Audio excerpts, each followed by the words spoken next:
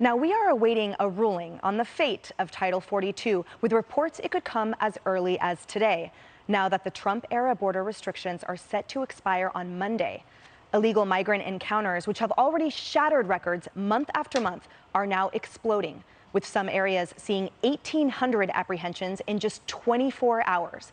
And with Title 42 expected to end, border counties are now bracing for disaster. El Paso is preparing to declare a state of emergency as the governor of Texas warns 6 million migrants could come in each year. That's roughly equal to the population of Houston every 12 months. And with all this hanging in the balance, you may be wondering what our border czar is up to today. Well, Vice President Kamala Harris is talking about clean school buses. Kaylee, as always, the vice president is MIA on this border crisis, but today she is expected to announce certain regulations and expectations surrounding low-emission school buses. What apt timing and what great priorities, wouldn't you say? Right. What a priority. I'm still not listening to the pollsters, Emily. Remember, we've talked about that Joe Biden's pollsters came into him and said, hey, I know it may feel like your administration's going great, but there's this thing on the horizon. It's called immigration and a border on fire. Maybe you want to pay attention to it. Well, he didn't, and neither has Kamala Harris, because Fox News Digital did some really good reporting on this. Here's what they found. In June, she visits the border for a photo op, okay? In August, the LA Times tracked just 2 limited press events. There have been no such press events since last June. And since June, the other recorded activity we have from her on the border is January, she went to Honduras. April, she had a phone call. May, she had a meeting. Good job, Kamala Harris. A meeting, a phone call, a photo op at the border, a photo op in Honduras. And now you have Title 42, which is about to expire, meaning 2 million more illegal migrants would have crossed the southern border. This administration, the only conclusion you're left with, Emily, is that they are intentionally trying to make this worse. Because why would you not lift the mask mandate on airlines until a judge forces you to U.S. citizens, but yet you will willingly lift COVID restrictions for illegal migrants before then? It makes no sense. That's right. And Michelle, as Kaylee outlined, the dearth of communications, that really belies the lack of support there for all of those border states and, frankly, all the rest of the 24 states that have joined this lawsuit trying to keep Title 42 in place. In fact, Governor Abbott of Texas said that the last time he spoke to the President Biden, on any subject was February of 2021.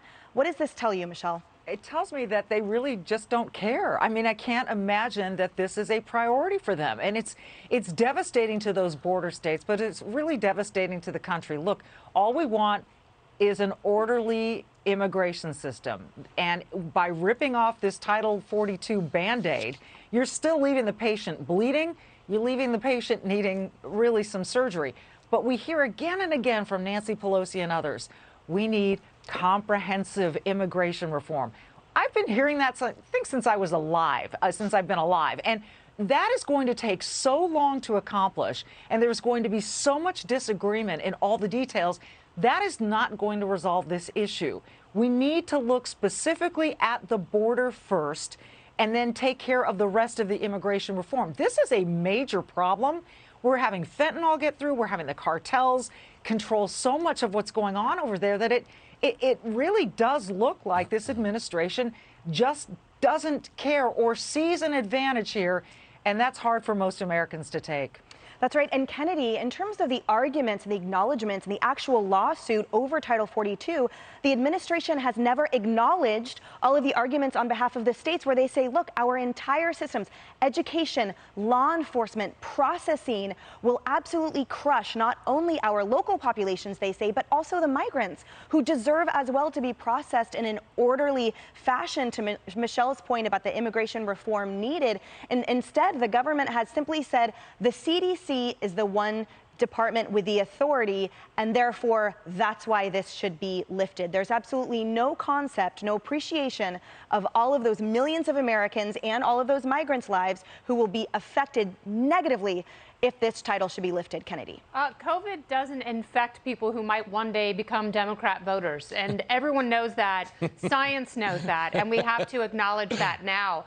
So they've had a year. They saw what happened last year with these record numbers of people coming over the border. And now with Title 42 going away, whatever great marketing the cartels had last year, it's even better this year because they're like, they're not even going to send you back to Mexico when you're seeking asylum. You are in. And they've had a year to have a comprehensive approach, even if the comprehension isn't in legislation. They could have had more judges, more processing facilities, more insights. I know Kamala Harris wears pantsuits. I know pantsuits have sleeves. She should be rolling them up and doing the really hard work that is required to solve this, because Americans have been suffering. People trying to get into the country have been suffering and dying. So if she is the czarina, she must rule on this one. And Jimmy, this has such an exponential effect, right? So one day with an open spigot has a ripple effect and an impact that is far greater than the actual numeric equivalent, if that makes any sense. Basically, it's really hard to stuff this genie back in the bottle, right? Every day that goes by. The border crisis is very emblematic of why Joe Biden and Kamala Harris are the only people polling behind Johnny Depp and Amber Heard. I mean, understand this from like a 20,000-foot view. It's a now problem. It's going on right now. And right now, they're not offering a now solution. Like if your house is on fire, it's a now problem. You need a truck with water now. Instead, Kamala's response was what? We'll do a study on the root causes of immigration. Can you imagine calling the fire department? You're like, the house is on fire. They're like, you're in luck. We're going to do a study on the root causes of house fires. You're going to love it. These are not serious people. And I know I'm making light of it because that's how I cope with such awful things, because the suffering that's been created in this country by their indifference to the border, because they see the border as a political issue, and they depicted border security as racist under Trump. But the drugs coming across the border affect every race. It's not exclusive to, like, white people. And that's the part that drives me crazy. The border is the front door of our house. It's wide open. We don't know who's coming in or out of the house. This is not a principle of black or white. It's a principle of right or wrong, and that's what disgusts me. But really quick, the Kamala thing with the school buses, I know I'm dressed like a guy who's not allowed within 500 feet of a school, but let me just say, okay, if you really want to do something with vehicles to help the environment, make the U-Hauls electric that are fleeing Democrat states, and we'll solve everything. There you go. Bravo. I do have to say, when you first said house fire, I thought you said something else, but that's on fire, too. I'm Steve Ducey. I'm Brian Kilmeade. And I'm Ainsley Earhart. And click here to subscribe to the Fox News YouTube page to catch our hottest interviews and most compelling analysis.